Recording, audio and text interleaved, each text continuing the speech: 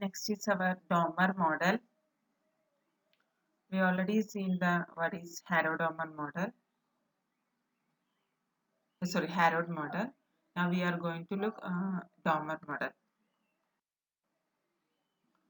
Domer analysis shows that he is very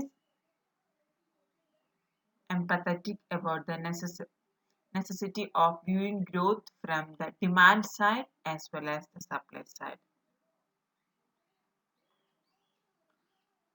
He is very empathetic about the necessity of viewing growth from the both the demand and supply side. He is of the opinion that pre-Keynesian analysis emphasized the capacity of the problem, that is supply side. Pre-Keynesian classicals or other pre-Keynesians emphasized the capacity side or supply side of the problem, and Keynesian approach concentrated on demand side alone.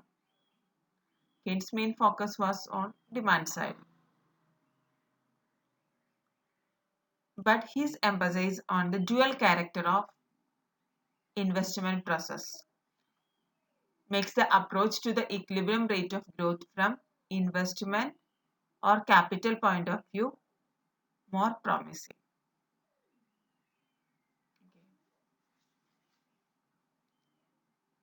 Actually, Domer explained the growth from demand and supply side. According to him, the pre-Keynesians emphasized the supply side, and Keynesian approach focused on the demand side.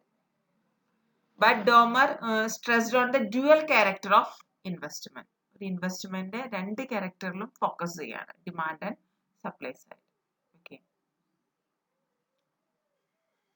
investment increases the productive capacity and also generates the income, thus providing us both sides of the equation, the solution of which yields the required rate of growth.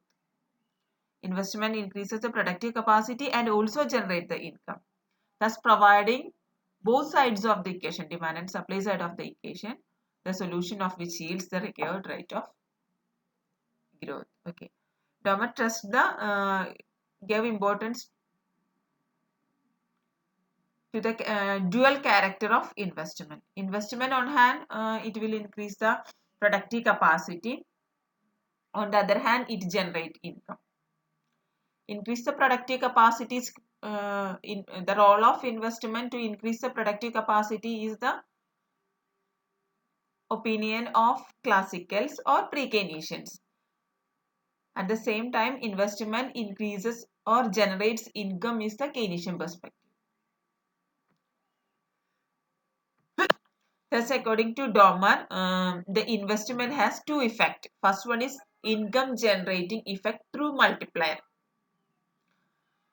and second one is productivity effect by capacity creating output. Our Keynes analysis is very short run analysis. He ignores the second part, that is productivity effect of investment or productive capacity created by the investment. That second part is ignored by Keynes.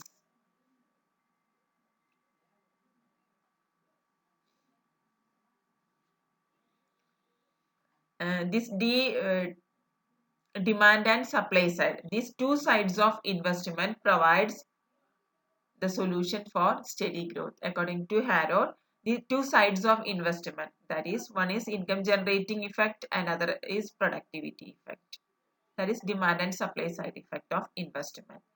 These two sides of investment provides the solution for steady growth.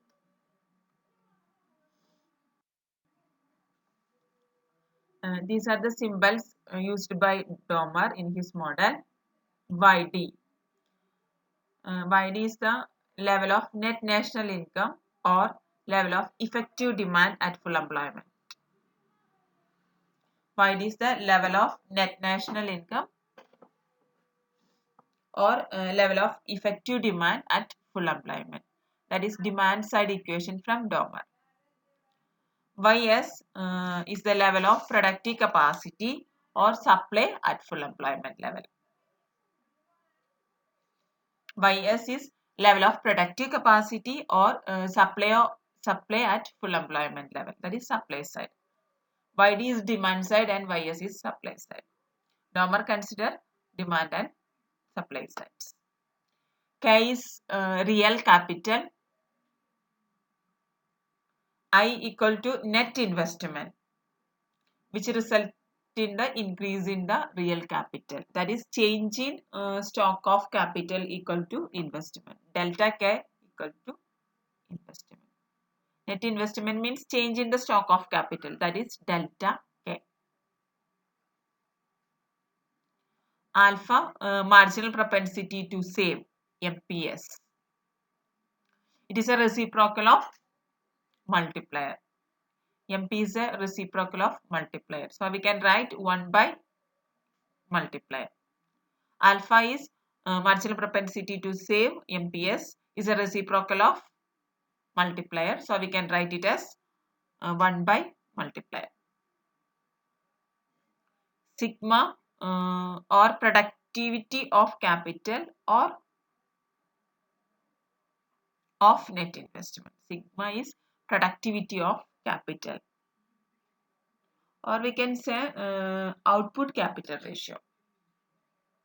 Sigma is productivity of capital, or we can say output capital ratio.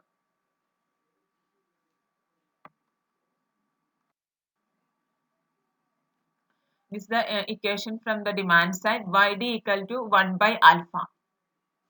Equation number 1. YD equal to 1 by, sorry, I by alpha. Investment divided by alpha. This equation explains that the level of effective demand, that is YD, is directly related to the level of investment. It means an increase in the level of investment will directly increase the level of effective demand and vice versa. The level of effective demand is directly related to the level of investment. There is a direct relation between effective demand and investment and effective demand. An increase in the level of investment will directly increase the level of effective demand and vice versa. And second is the effective demand is inversely related to the marginal propensity to save.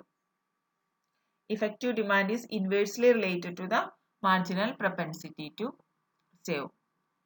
An increase in MPS or alpha will decrease the level of effective demand and vice versa. An increase in the marginal propensity to save will definitely decrease the level of demand, effective demand, and vice versa. This is the demand side equation of the Dommer model. Okay. Next is supply side. YS equal to sigma K.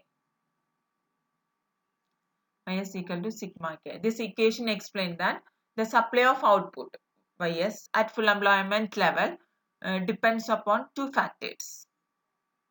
One is productive capacity of capital represented by sigma and the amount of capital K. So the supply of output at full employment level depends on the productive capacity of capital sigma and the amount of capital. Any increase or decrease in any of these factors will rise or reduce the supply of output. There is a direct relation between productive capacity of capital and supply of output, and also the amount of capital and supply of output. In direct relationship. So any increase in these factors will raise the supply of output. Any decrease in these factors will reduce the supply of output. If the productive capacity of capital sigma increases, that will favorably affect the supply. Similar will be the effect of real capital on supply of output. There is a direct relationship between these two factors on supply. This is the supply side equation.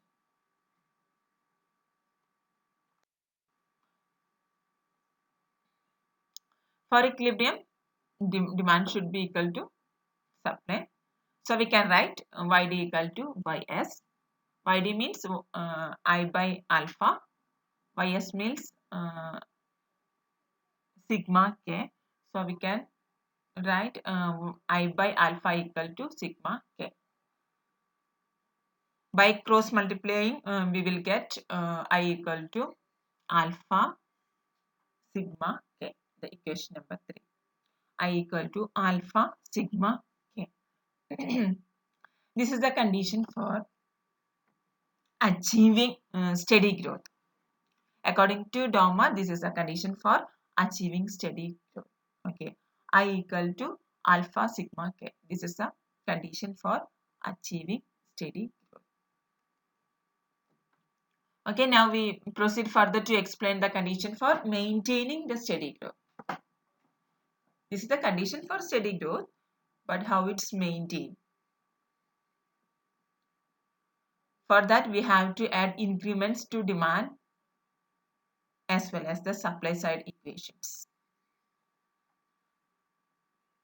Now we are going to look into the what are the conditions for maintaining steady growth. Okay, the next slides we will discuss. Okay, thank you.